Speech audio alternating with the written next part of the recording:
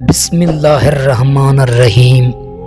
السلام علیکم میرے پیارے دوستو، امید کرتا ہوں آپ جہاں بھی ہوں گے خیر و خیریت سے ہوں گے۔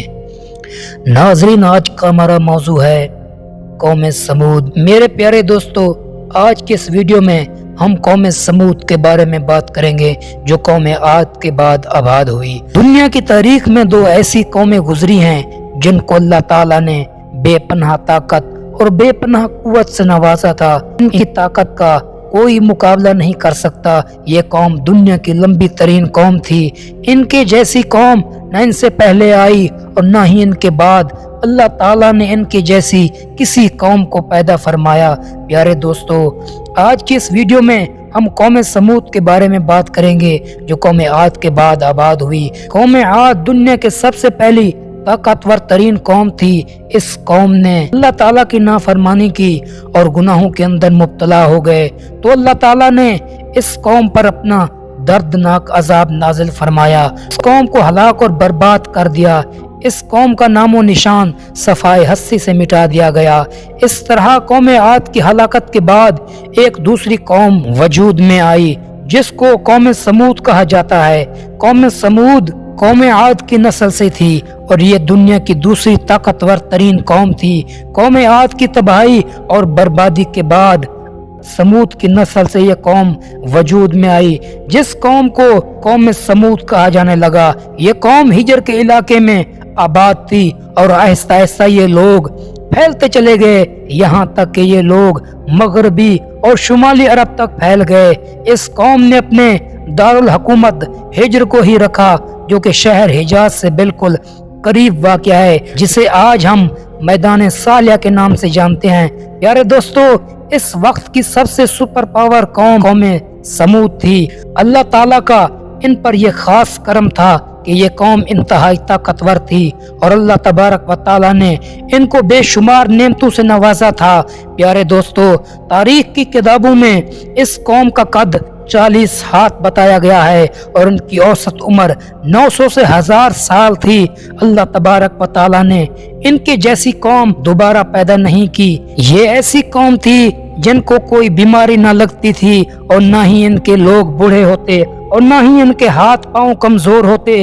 یہ لوگ ہمیشہ جوان اور تندرست رہتے تھے۔ یہ لوگ اتنے طاقتور تھے کہ ان کی نظر تک بھی کمزور نہ ہوتی تھی۔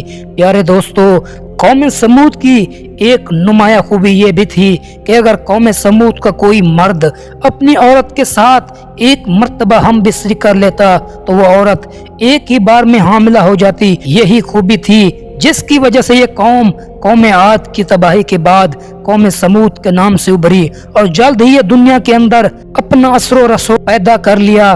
ایسی شاندار قوم جس قوم کو اللہ تبارک و تعالیٰ نے بے پناہ طاقت اور بے شمار نعمتوں سے نوازا تھا، لیکن اس کے باوجود بھی اس قوم نے کون سا ایسا گناہ کیا جس کی وجہ سے اللہ تبارک و تعالیٰ نے اس قوم پر اپنا دردناک عذاب نازل فرمایا اور اس قوم کو صفائے ہستی سے مٹا دیا گیا اور اس قوم کو رہتی دنیا کے لیے عبرت کا نشان بنا دیا۔ میرے پیارے دوستو، اس قوم کے گھروں کو آج بھی اللہ تبارک و تعالیٰ نے نشان عبرت کے طور پر باقی رکھا۔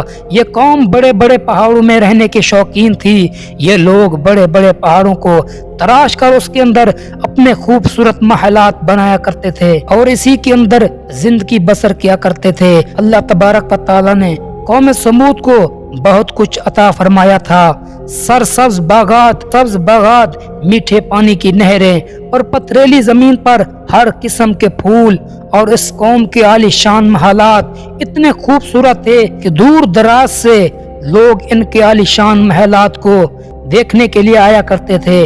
پیارے دوستو، قوم سمود اپنی عالی شان محلات اور سرسبز شاداب باغات اور خوبصورت غزوروں اور نعمتوں کی فراوانی کی وجہ سے یہ قوم غرور اور تکبر میں آ گئی اور سرکشی کے نشے میں دھت ہو کر اللہ تبارک و تعالیٰ کی نافرمانی کرنے لگی اور اللہ تبارک و تعالیٰ کی وحدانیت کو چھوڑ کر اپنے ہاتھوں سے تراشے ہوئے بتوں کو پوجا کرنے لگی۔ اور یہ بات بھی بھول بیٹھے کہ کچھ عرصہ پہلے اللہ تبارک و تعالیٰ نے انہی کی قوم پر انہی گناہوں کی وجہ سے अपना दर्दनाक अजाब नाजिल फरमाया था और इस कौम को सफाई हस्ती से मिटा दिया था। मेरे प्यारे दोस्तों, इस दुनिया की ताकतवर और बदबख्त कौम की तरफ अल्लाह तबारक व तआला ने अपने प्यारे नबी हजरत सालेह अलैहिस्सलाम को मबऊस फरमाया। चुनांचे हजरत सालेह अलैहिस्सलाम ने अल्लाह तबारक व तआला के हुक्म के मुताबिक इस कौम को बुत परस्ती से मना किया और अल्लाह तबारक व तआला की वहदनियत की तरफ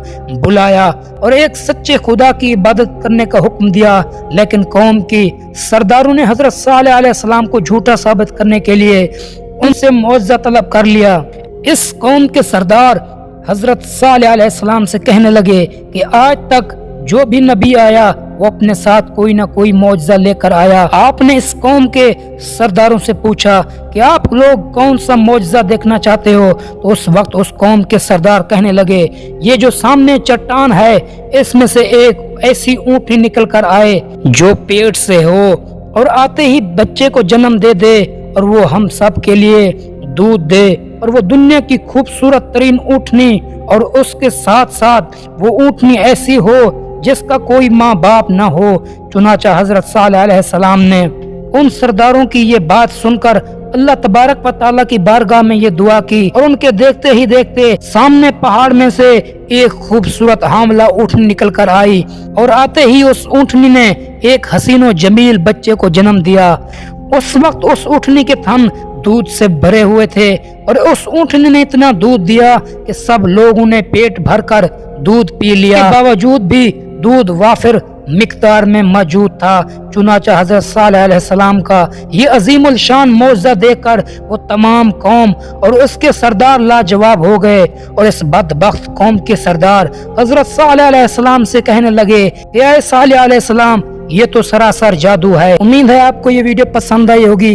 वीडियो को लाइक और चैनल को सब्सक्राइब करना मत भूलें।